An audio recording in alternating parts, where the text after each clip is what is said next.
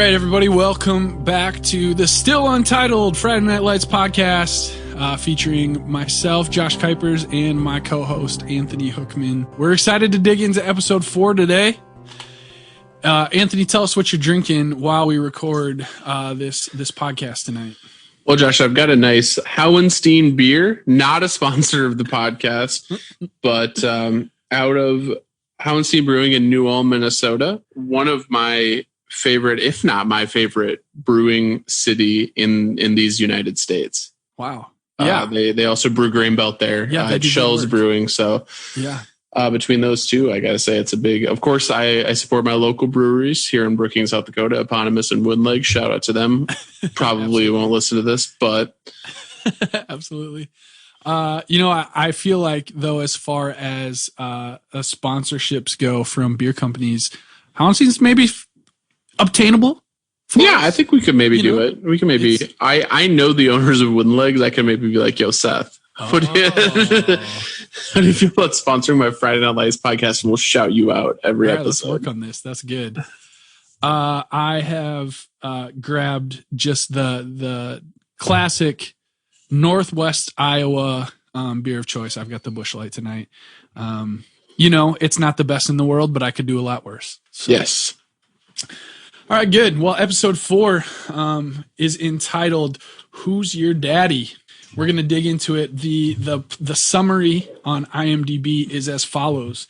Coach Taylor deals with outside influences on who to start at quarterback, with the biggest game of the year coming up against their rivals, who have taken it upon themselves to raise the bar by trashing the Panthers locker room. His wife has no picnic either. Okay. That's a little play on words. Yeah, it was. His wife has no picnic either, as she has given 2 days to plan a team tradition barbecue, and the visiting list keeps getting bigger. I didn't pre-read this. I wasn't ready. I know, yeah. Jason is moved to a rehab unit, still not accepting his situation as his replacement, Matt deals with competition when a new quarterback is brought in from Louisiana as a refugee from Hurricane Katrina. So there we have it. There is the synopsis for episode 4. Let's get into it. Are you ready? I am absolutely ready. Good deal. We both have a good deal amount of notes for this one. Very excited for this episode. Yeah. Things are taking off, folks. So if this is your first time watching Friday Night Lights with us, first of all, what an honor for us Welcome. to be on this journey with you. But yeah, buckle your seatbelts, folks, because things are taking off. Things are about to get real. Yeah. Episode 4. We start out, the opening scene is a party. Right away, we are adding to the Big Rigg Beer Tally. Right off the bat, we got a beer in Tim Reagan's hand. Right off the bat, opening shot. Boom. That's literally the first thing on my nose. Beer Tally 1. Same. Yeah. Exactly same. Yep. Here at the party, we see some sexual tension between Riggins and Tyra. Yep. Right off the bat. Yep. Who broke up last episode. Yes. But it has been implied that they're very on again, off again anyway. So that probably doesn't mean much that they broke up. We see a lot of the pressure on Saracen. We see even people coming up to him at the party, right? Mm-hmm. That are kind of you messed up. Don't do it again. Team's really, putting a lot of hopes into you. Yep. And Saracen at the same time is macking on Julie a little bit, trying to impress Julie, to kind of get in there. Julie still got her defenses up. We stan a persistent king. We sure do. Yeah. 7. We love him. Smash. Life of the party. We're seeing a lot of members of the football team here, and yeah, Smash is definitely the life of the party. However, Voodoo Tatum. Voodoo Tatum shows up, comes in, puts on his own music. Yeah, he changes it to some deep South rap. It is very clearly a change in direction from what they like to listen to. Takes control of the music, which I feel like is a pretty bold move. Extremely bold move.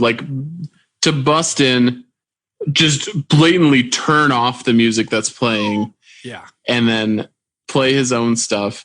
Extremely bold. Smash is furious. Yeah. He definitely takes offense. And Voodoo says something to Smash here. And I wanna get your take on what this means. So they're having a little altercation and they're getting into it. And this is what Voodoo says to Smash. And give me your interpretation. Seriously, man, you need to climb some trees. Touch something.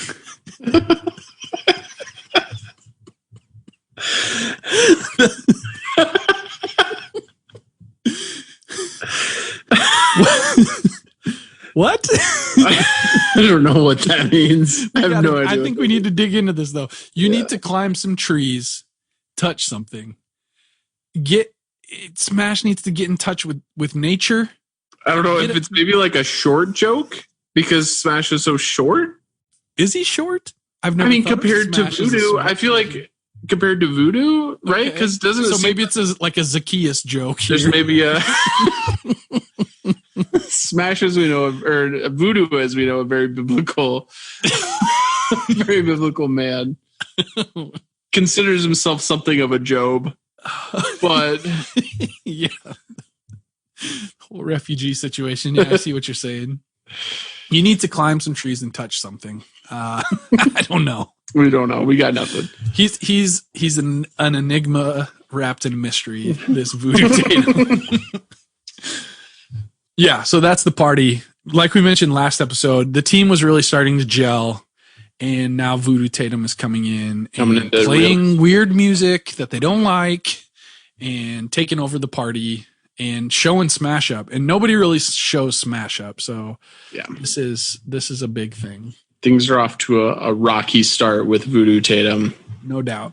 And to make things worse, Arnett Meade, the rival school, come in the middle of the night, under the shadow of night, and trash our Dillon Panthers locker room. Just shameful and cowardly. They're breaking mirrors on the walls. They're throwing paint on the logos that are painted on the walls. Classless. It's a mess. It's a mess, and frankly, shameful.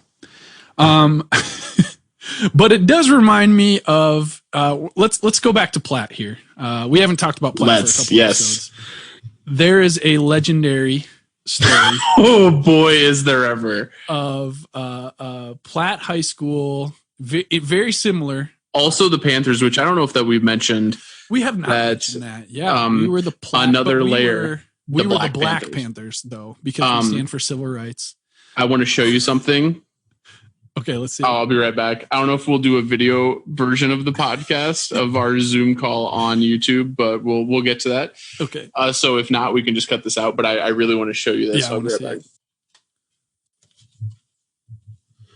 So these are, I found these. They're all face down right now. Okay.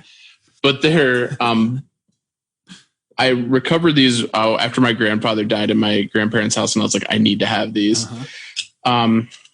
I was going to pull them up randomly, but maybe the best one showed up first.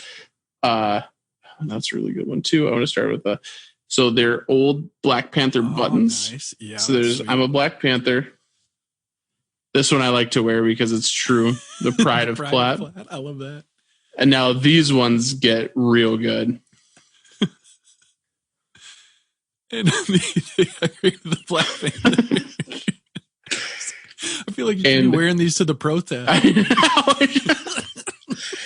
And this one's my personal favorite. So I'll tell you a little story behind this one.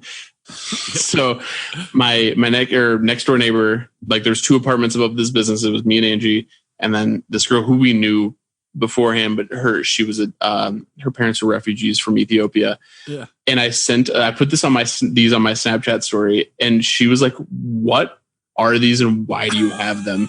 And I'm pretty sure that this one is the one that caused it. It's hard to be humble when you're a Black Panther. Yes. Oh, I love that. Yeah, those are absolutely incredible. You have a gauge of what era these are from? It's gotta be, so my mom and both of her siblings were in high school in the 1980s. Okay. I would guess it's from them, like when my grandparents would have gone to watch them during sporting events. Yeah. My grandparents were in high school. They both graduated in 61, so they could go back as far as the late 50s, early 60s. Yeah. Wow. Yeah, those are fantastic. Yeah. Yeah. Anyway. So we are Yeah. we come from a line of Panthers, a different line than the Dillon line. Yes.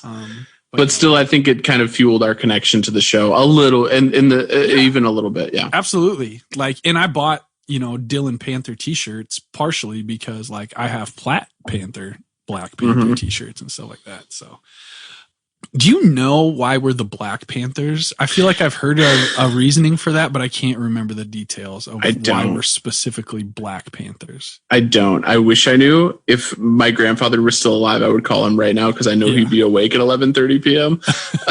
and would be happy to answer that question and be the first guest on our podcast. Yeah. But no, there's got to be a story, I'm sure. Because I mean, it goes back before the civil rights group. Yeah. Yeah. So I wonder how Platt residents felt about that during the 50s and 60s. I'd be interested about that too. We should make some calls and find out if like in the late 60s, early 70s, if there was like real, like if there was people like, we got to change our name because of this. Yeah. All right. So we're the Platt Black Panthers. We also have a rivalry week type story, where, man, do you wanna take the lead on this story? I'll try to recount it as well as I can. So we have Alan Weir once said to me, Alan Weir being like an Alan Weir reference. Yeah, for those not a Platt originals. Alan Weir was the track coach, the assistant football coach. Did he coach anything else, or was it just those two things? And also like part-time math teacher. Yeah. Also taught my health class. Also taught health class. So anyway, Alan Weir once told me, in Platt we really hate the color red because there's 3 surrounding schools that all have the color red. Mm-hmm.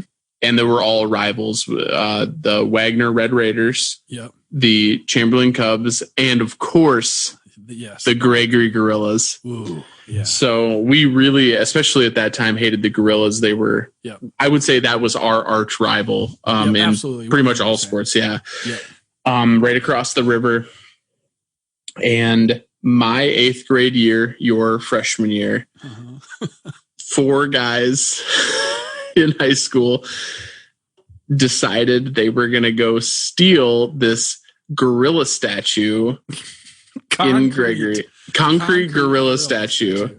Yes. In Gregory, in under the shadow of night, much like Arnett Mead. And they dumped it over the Platte Winter Bridge, which for those listening at home is the longest bridge in South Dakota.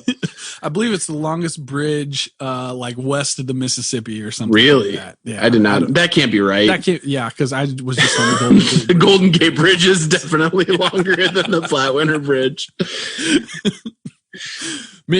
But there's some distinction it holds. The Mississippi River and the Continental Divide. Yeah, that might be it. There's something.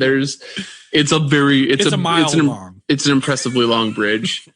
My understanding is that they did not initially intend to dump it off the bridge. My understanding was that they were going to steal it with the intent of returning it back, but it was a concrete gorilla, and so in the process of loading it into the pickup, they busted off the head or something like that, and so you can't return it with a busted off head. Right. So yes, then to this day it resides at the bottom of the Missouri River. Yes, there's a concrete gorilla down there somewhere, along with the man-sized catfish. Several man-sized catfish. Yes, legends say live underneath the pillars of the bridge. So a concrete gorilla and man-sized catfish. So we know a thing or two about Rivalry Week for sure. Yes. But the Dillon Panthers, had their weight room trashed. So of course the team's pretty worked up about it. Mm-hmm. Yeah, they're very upset. Yeah. Then I believe we see Jason Street moving into rehab. Before that, we've got a a scene with the Taylor family in which Coach mentions that he's got some plans, and I don't remember exactly what his plans were, but he mentions what it is, and Julie is pissed because it's the same night as Julie's dance recital. Right. It's obvious that Coach has forgot. Daughter's not too happy, and wife Tammy is not too impressed either. Yeah. Then I believe we see Jason Street moving into rehab. We get our first interactions with Herc. Yes, Jason Street's roommate.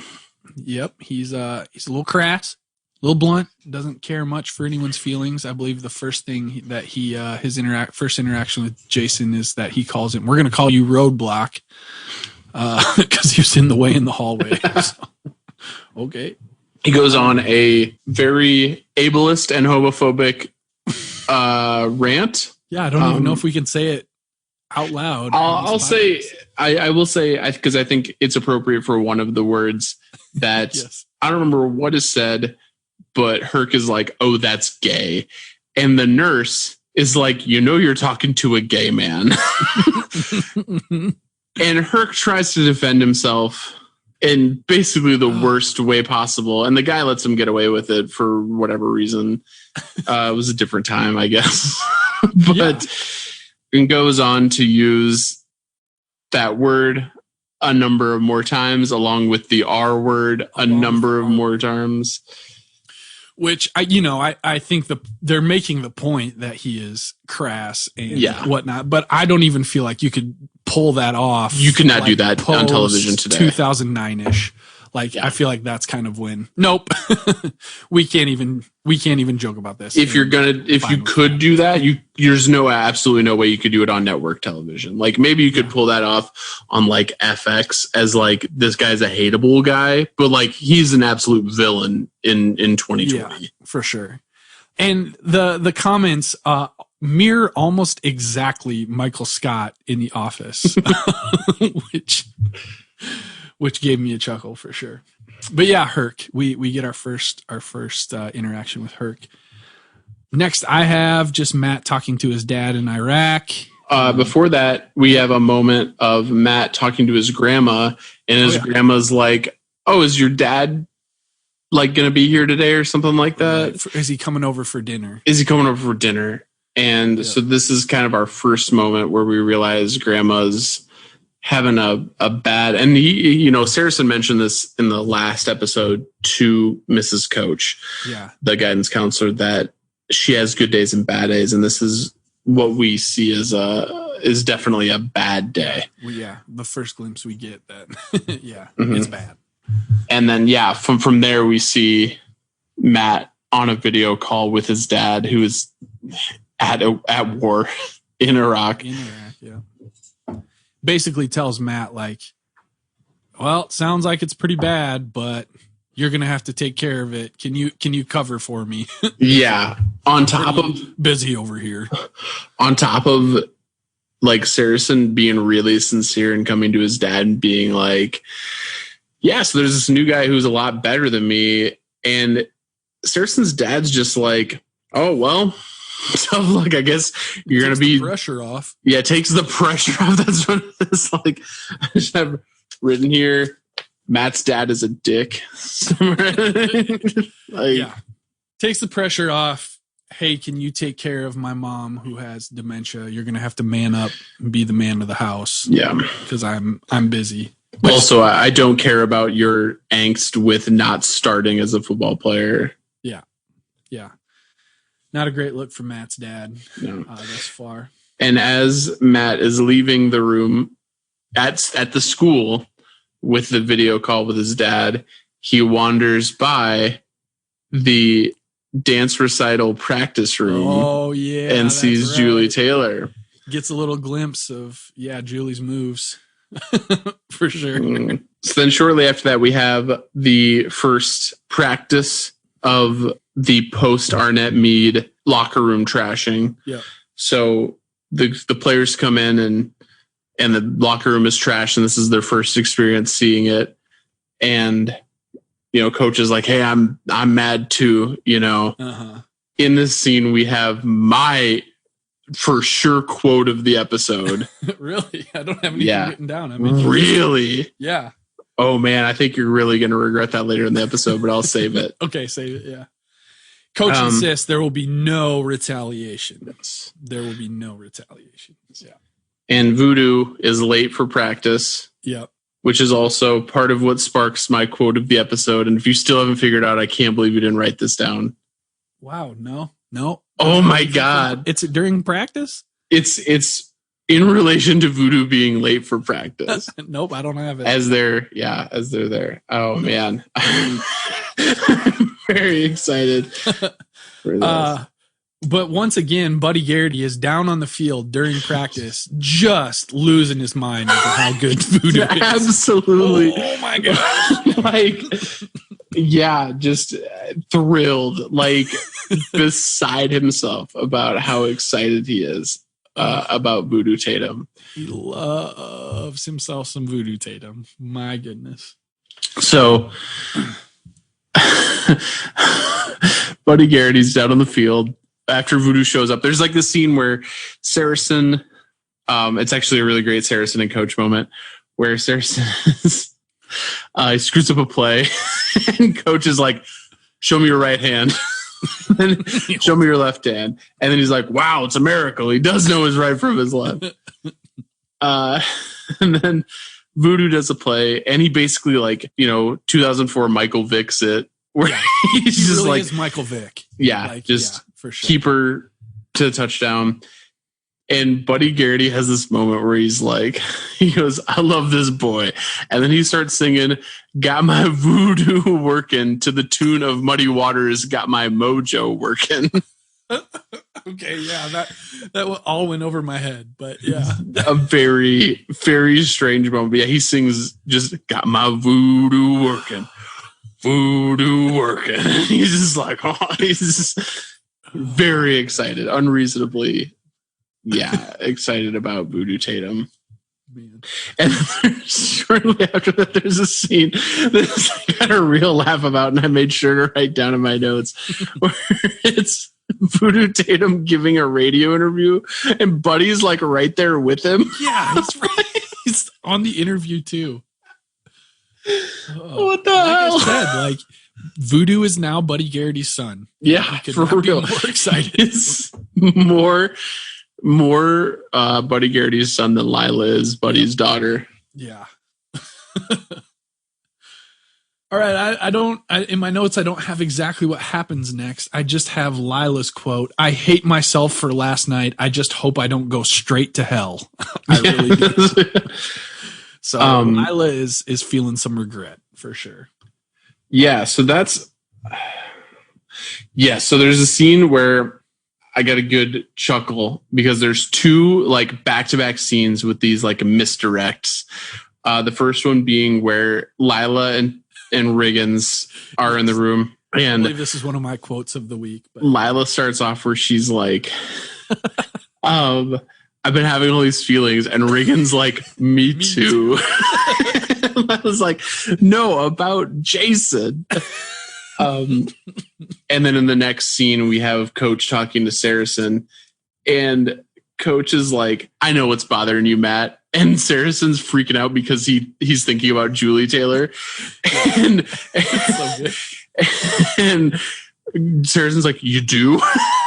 Because he's gets really worried. And then Coach is like, yeah, I know what's bothering you. And I don't remember what Coach thinks is bothering him, but it's not Julie Taylor. So two back-to-back scenes with those. Is that the scene where Coach basically implores Saracen to go get with the girl so that because he's focused, and Saracen is crapping his pants because in his mind he's talking about Julie, Coach's daughter. Yeah, because Coach is like, do you have a girl you're dating? And Saracen's like, no. And Coach goes, is there a girl you're interested in? And he's like, yeah, kinda. He's like, I want you to take her out. And then he basically goes on this line and then says, which is one of my quotes of the week, get her in the back seat of your car for all I care. And Saracen is just mortified as it's saying it. Yeah. Yeah, for sure. And then after that, Saracen goes home and Grandma is Nowhere to be found. Yep, nowhere to be found. He goes, checks over at the neighbor's house. They have no idea. Cops end up bringing her back. Turns out she has wandered away and gone into a house around the corner and took a bath at their house. Yeah, so pretty rough. And that's dark moment for Grandma's dementia, Grandma Saracen. Yeah, she's super embarrassed. As much as we hate Grandma Saracen, I thought that was a really well acted, good moment where she is like walking into the house from the cop car and is like, don't let anybody see me. Yeah. And I can't remember, is it before that or after that Saracen has the moment where he's like, hey, Grandma, did you take your pills? Yeah. He's like, they're still sitting here from yesterday. And she's like, no, I took them.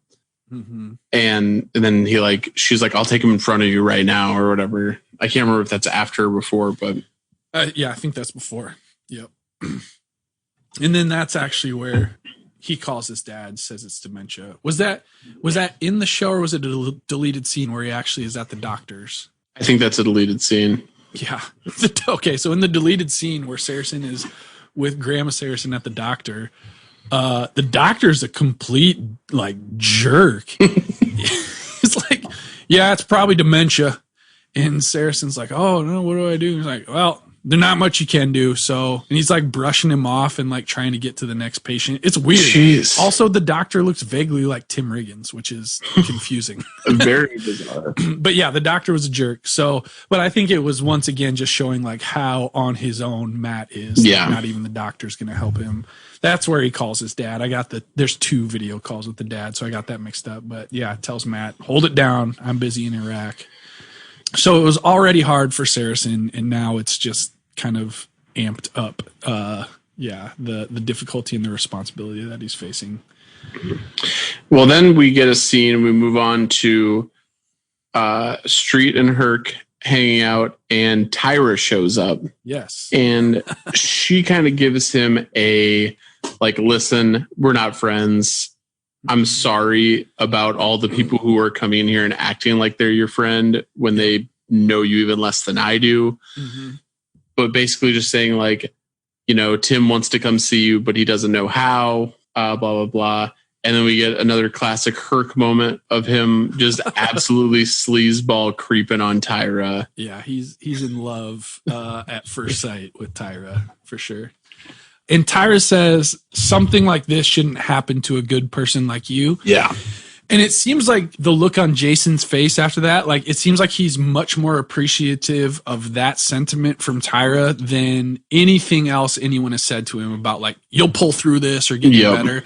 It seems like they show him really appreciating Tyra just being real and saying that something like this shouldn't happen to a good person like you. I feel like we have this theme coming back of people like Tyra and Tim kind of keeping it real a little bit, as opposed to the small town fakeness. It's going to be okay. You're going to pull through.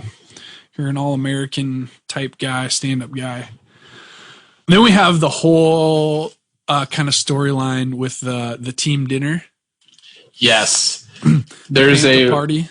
Prior to that, I just have written down Smash leads the charge to pay back Arnett Meade. So I think there was a scene in there where it's after the football party that they actually do attack Arnett Meade, but it's before where he's like, I'm going to lead the charge and we're going to get them back. But we'll come back to that in a moment. Yeah. Basically, the Panther barbecue party is Coach didn't tell Tammy until last minute, 2 days before, that she needs to feed 100 people. Well, he starts out with 50. 50-ish. And then Julie says, is that more like 50 or more like 100? And Coach goes, tell her 60. And then as she's walking away, 60-ish. Yep. So yeah, there's a scene where Julie and Tammy do go grocery shopping and they buy an enormous amount of food. Yeah. And ribs. Racks and racks of ribs. And then, the party actually happens. And as the party's starting, Tammy's go back to the store, buy all the ribs and all the steaks. Every last one. Yeah, they find out that not only are all the players coming, but also the coaches and also all the families of all the players and all the coaches. Yeah. So yeah, it gets out of hand. And Basically the entire. Yeah, pretty much. And this causes obviously a ton of tension between Coach and Mrs. Coach. Mrs. Coach is furious. I wrote that in all caps. Tammy furious. Yes. And she keeps it together. She does it. They have this great scene where something spills and they're both like under the table yes. with the tablecloth hanging over, and she is just livid under there. She's chewing them out. They're arguing under the table, and then she makes some comment like, "But as soon as I come up from under this table, I'm going to put on my smile and be the coach's wife. But I'm not ready for that now. I'm going to stay under this table." And there is a moment during the football party that Saracen goes up to Coach and he's like, "Hey, I just want to get some insider information. Like, am I gonna start this week?" And Coach just like basically brushes him off because he's also got other things going on. I don't think he did it in a dickish way. Yeah. But like he had so much else going on that he's like, "Saracen, I don't have time for." Yeah, right. Yeah, Saracen is asking that, but that's basically the whole town is pestering about it. Yeah. During the party, a brick gets thrown through the window from Arnett Meade, and it says something like "Panther Pigs" or "Die Panther Pigs." Yeah. Sounds like something a high schooler would write on a note that they throw through the window. But yeah, obviously throwing a brick through a family's window is amping up even more. Yes. And then I believe later that evening, I don't know where they are, but Riggins and Smash, who apparently have patched things up, at least they have found their similarities in being Dillon Panthers enough to be like, we're going to work together to take down Arnett Meade.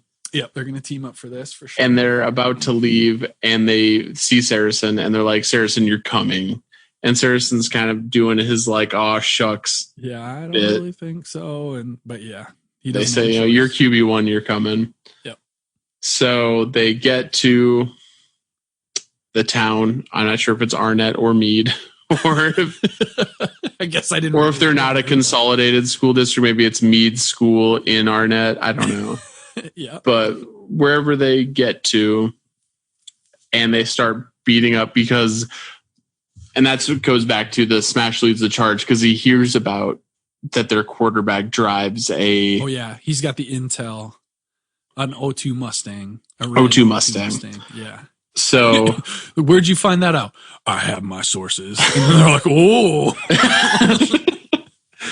So they go and they decide to beat the crap out of this car. Yeah. And they do it, and then like a house alarm goes off and a light goes on in the house, and everybody gets back in Smash's car except for Saracen, who has reached his boiling point between his dad and his grandma and everything that's going on in his life, the pressures of being QB1 and maybe not being QB1. His frustrations with striking out with Julie Taylor. Also that, yes. And he just goes ham on this vehicle. Yeah. Until literally he's basically face to face with the Arnett Meade quarterback. Yeah.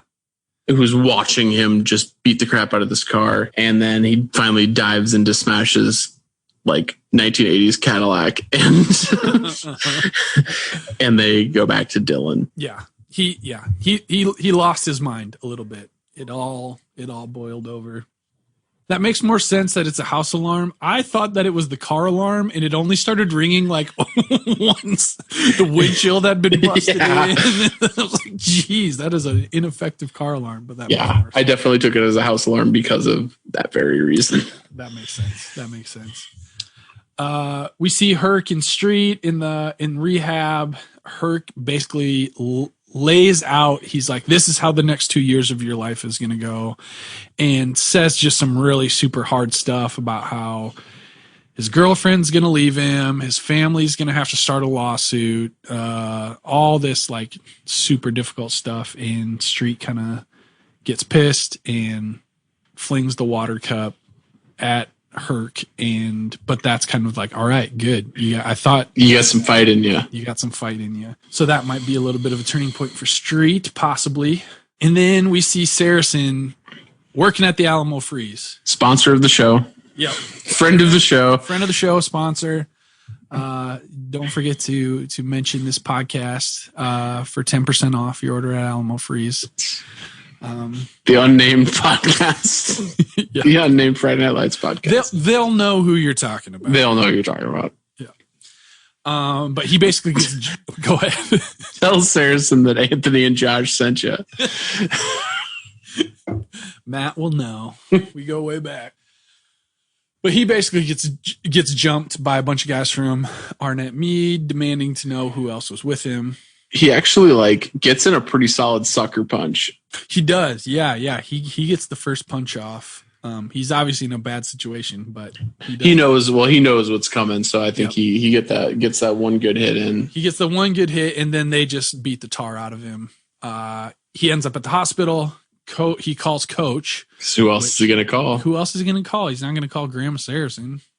His dad's busy in Iraq. So Coach goes and picks him up, but it is the night of Julie's dance recital. So now Saracen's got to go to the dance recital with Coach has no time to drop him off. Coach says, we're going to a dance recital. Yeah. Yes. Coach talks him up a little bit on the way there. They get a good kind of inspirational moment with. It's a really nice Coach and Saracen moment, I think. Yep. Once again, connecting with his players on a human level off the field. But then, so then they end up at Julie's dance recital. Julie's dance is a little suggestive. It's pretty ridiculous. Yeah. And Coach and Mrs. Coach are cracking up at it. Yes. I loved the moment of you see a shot of Julie at the kind of forefront of this dance, and she's just got the most stone-faced, serious look on her face. And then we cut to Coach and Mrs. Coach, and they're both just it's such a great moment. They're cracking up, and Saracen is maybe a little overstimulated by the whole thing. Yeah. So different reactions from the Taylors and from Matt. But then, man, I love this exchange after the dance recital. Matt's talking to Julie backstage, and it all hits Coach at once. Oh, talk about Coach. I'm going a different direction. Oh, well, I just love that. Yeah, Julie and Matt are talking, and Coach kind of has a moment where he looks over at Matt and Julie talking, and then he looks at Tammy. He's just like, "Oh no!" And Tammy's like, "What?" And this is one of my quotes of the episode, not my absolute quote of the episode, but Coach goes to Tammy, "I think I told that kid to get in the back seat of a car with our daughter." That's right. I kind of missed that. I think I was distracted, but yeah, that's good. I loved what Saracen was talking to Julie about. Saracen tells Julie that this suggestive racy dance reminded him of a painter that he really likes, Jackson Pollock. She's like, yeah, I've heard of him. The song that she was dancing to sounded like the freaking Pussycat Dolls. Jackson Pollock. I forgot about the Jackson Pollock line. Oh, that's great. Yeah. I don't know what you're talking about, man. But when Jackson Pollock was painting, he was probably listening to Pussycat Dolls. Yeah, 100%. Yeah. Then we see Lila. Lila comes home, and she goes in her bedroom. And Reagan's just in her bedroom. Ooh. Not very positive vibes. Not the move, Tim. No. And what happens there? I forget what their interaction is. She's shocked and is like, "Tim, my parents are downstairs." And he kind of has a typical "I can't stop thinking about you, Lila" moment. And they, of course, once again, yep, they're back at it. They're back at it. Yep. Yeah. And I believe that's the end of the episode. That is the end of the episode. Deleted scene. It was a good one. They're in the weight room, and Tim is bench pressing and Voodoo is spotting. And here's Voodoo's line. There's no spot. Find something, you find it. You hate it. You find it. Get evil. Is it your mama? Your daddy? Is it Coach? You hate it. Find it. Is it me? You hate me? Show me. Find it, boy. Use it. Get evil. Oh, wow. That was Voodoo's encouragement to Tim. And then Tim, as he said at the beginning, there's no spot. And then Tim is like he's going hard, but then he gets stuck and Smash goes over and saves Tim from the bench press. And we see a couple touches of real camaraderie between Riggins and Smash, which you love to see, because just 2 episodes ago they were really having a beef. Yeah.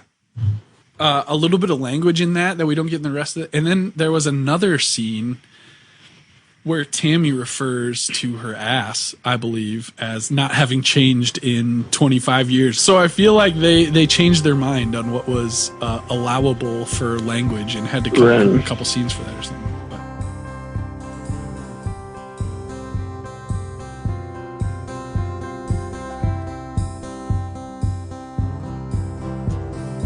So that's kind of the rundown of the episode. That's what happened. What characters are you feeling? It's a good one. Yeah. Buddy Garrity just still in obnoxious scumbag mode. I love it. I love Buddy Garrity because I hate Buddy Garrity so Head much. Over heels for Voodoo Taylor. The scene where they're doing the radio interview together just really cracked me up.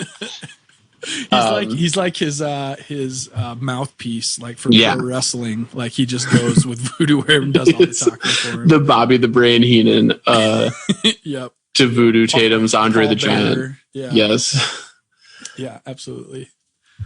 Saracen, I think, has a lot of depth in this episode, grows a lot in this episode. Really fleshes out as a character, I should say. Yeah.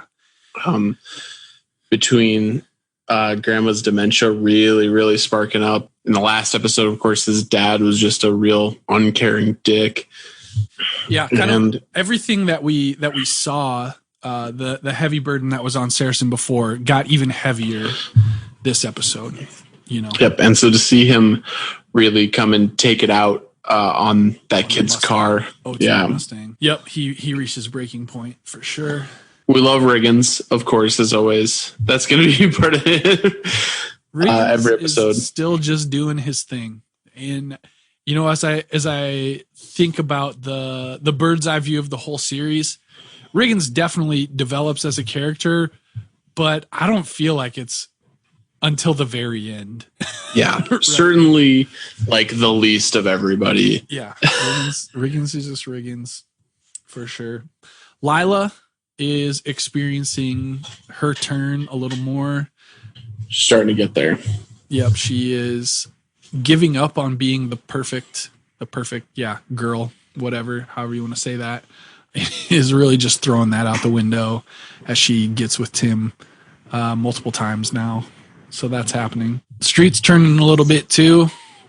Street's kind of having his moment of, he's piecing together more and more, and probably the most this episode, of what his future is truly going to look like, and kind of moving into that time where he's about to be done asking for sympathy and more just trying to figure out, what the rest of his life looks like. Yeah. He's still in a bit of an angry stage as far as accepting what's going on goes. He lashes out at Herc, he lashes out at Lila. Maybe that was last episode. But yeah, it's sinking in. He's progressing through the stages of grief for sure. And actually, yeah, I should look that up and I bet they intentionally kind of bring him through all that. Any other characters? We haven't seen Landry for a while. Yeah, Landry I don't even think made an appearance in this episode. He was not in this episode. It's a very well done show, but I'd dare say that was a mistake. Yeah, I think we always could use more Landry. We need that. To be entirely honest. Yeah. Tyra has, I think, a great moment where she goes and visits Street and kind of yeah, like you said, it has that extreme honesty with him that makes him appreciate her probably more than he ever had. Yep. She keeps it real in a way that like not even his parents or definitely not Lila have. So good. Well, let's move into our segments for the week. Let's do it.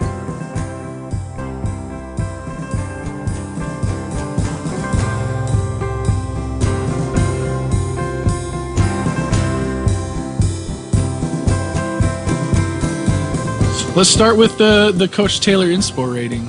Yeah, I'm going to say it's pretty low this episode. There just wasn't a lot of opportunity. Wasn't a lot of opportunities. It's a bye week.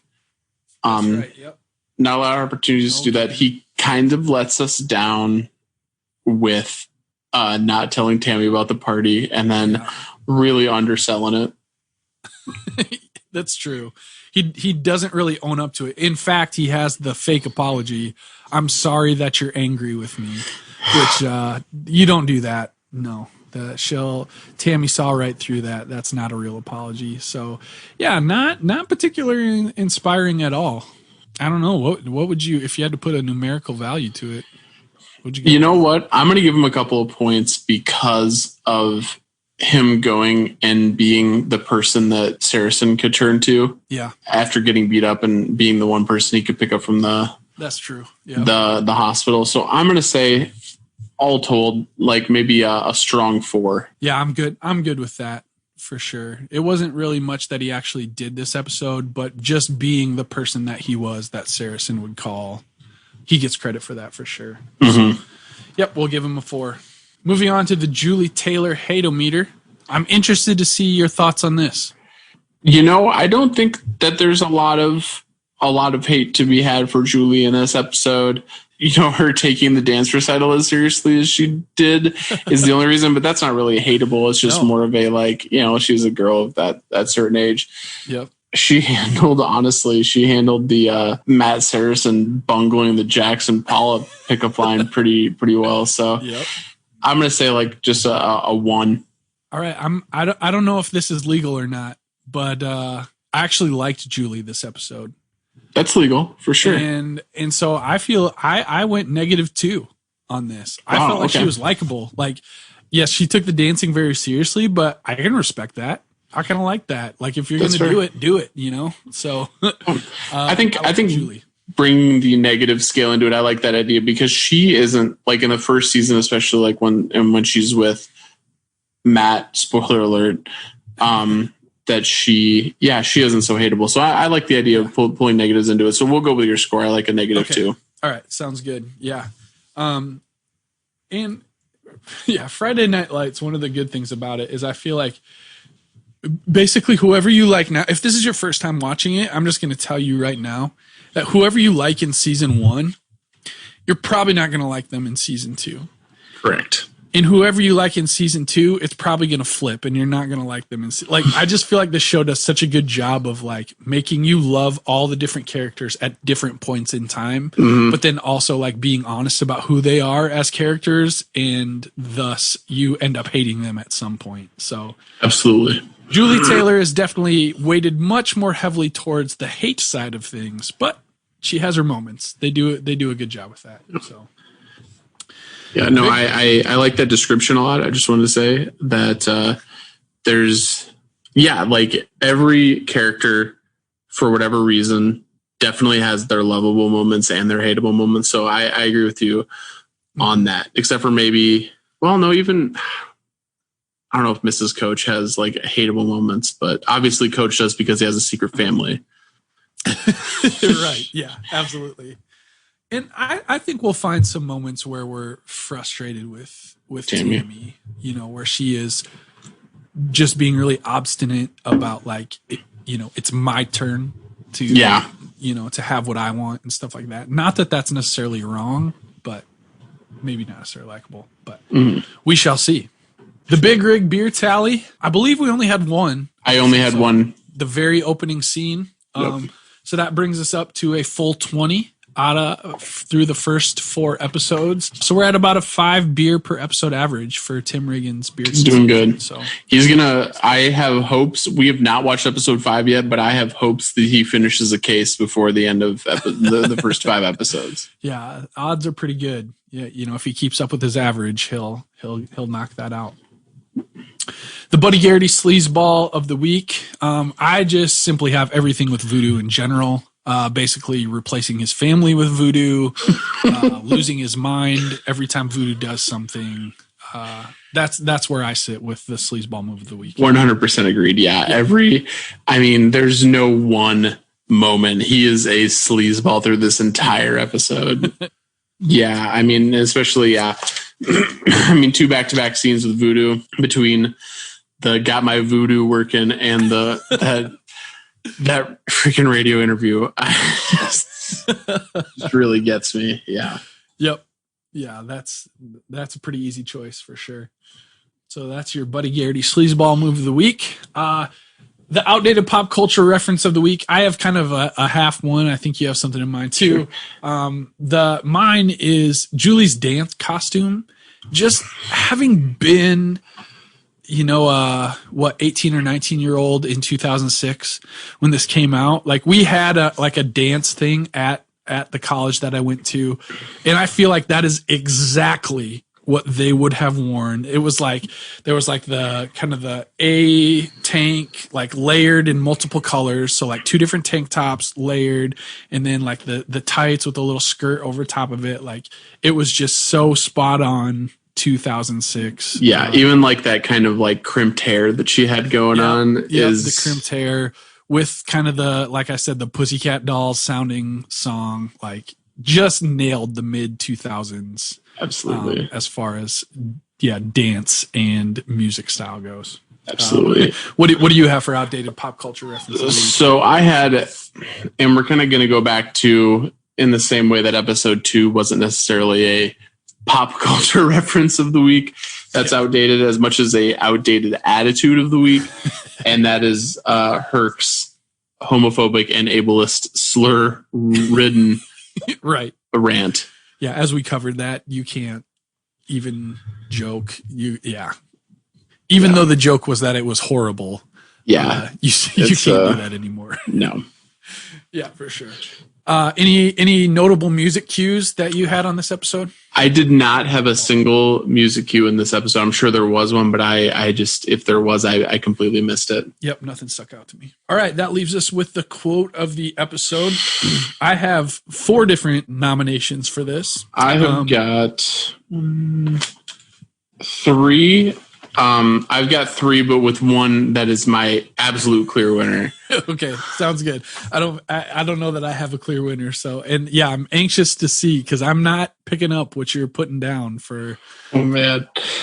I'll kick it off. There's a line where Coach goes in to see Tammy at work. So she's in her office as guidance counselor, and he's talking with her, and things get a little heated. And he walks out, and there's a kid waiting to see her in the waiting room. And as he passes, he says, "Watch out, she's a little pissed off this afternoon." Oh, that's pretty good. It's a good one. All but my winner I've already mentioned in this episode, but I'll go ahead and say, first one will go just with Buddy Garrity, who has the attitude of somebody who never expected to get a win in their entire lives and won and is now extremely cocky about it, doing the, "I love this boy, got my voodoo working, my voodoo working." Oh boy. Yeah.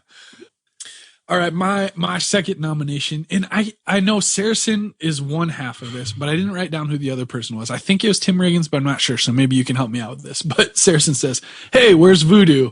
And then the reply is, "I don't know, Saracen. He's probably jerking around in front of a full-length mirror right now." That's my quote of the episode. For Voodoo being late to practice. That is my absolute. That's it right there. Yeah, that's it.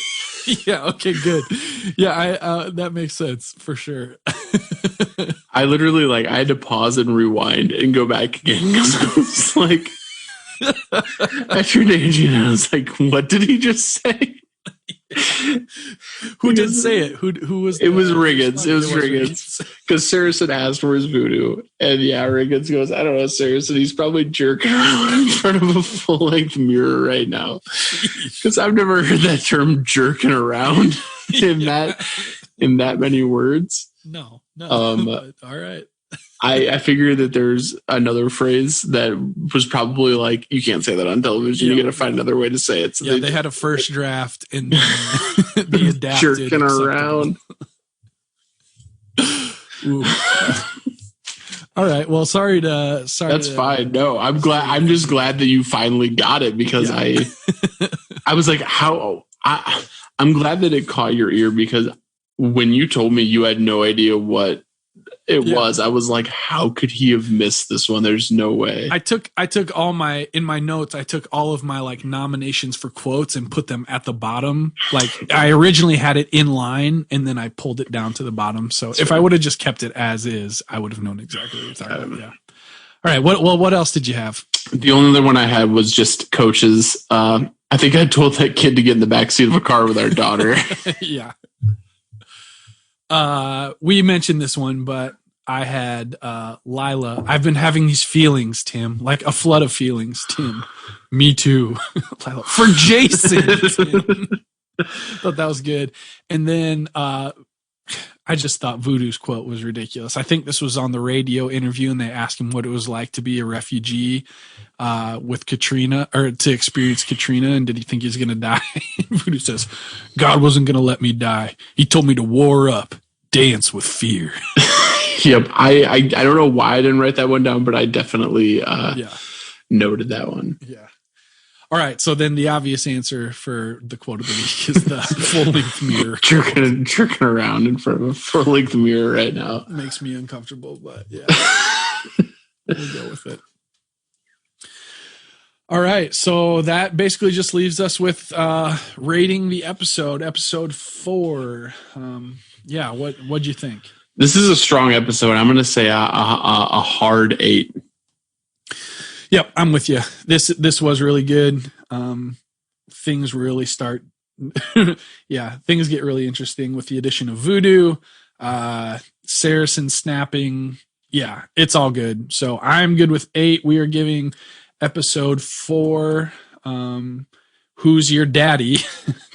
What's that in reference to? Why is this episode called Who's Your Daddy? I don't know. I was wondering that myself because I was thinking about the only other places that I've heard prior to this, especially Who's Your Daddy in any kind of context, which is late 1990s professional wrestler Scott Steiner, who I need to send you some Scott Steiner clips if you're not familiar, because he is maybe my all-time favorite promo. He is incredible on the mic. Scott Steiner had some real special bangers. I've been watching through WrestleManias like 12 through, I think I'm on like 15 now.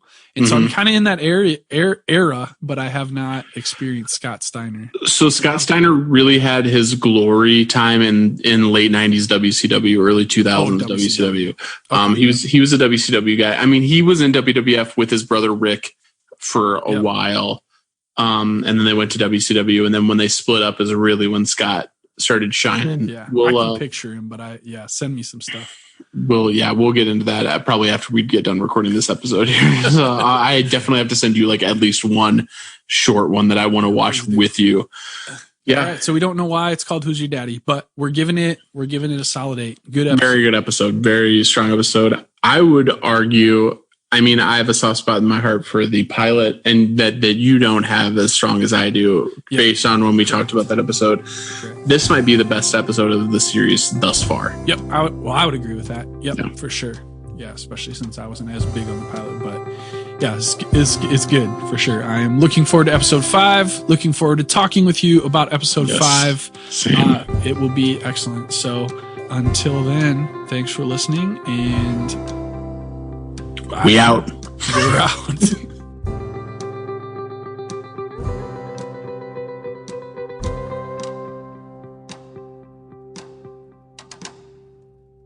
Let's touch God this time, boys. Let's touch God.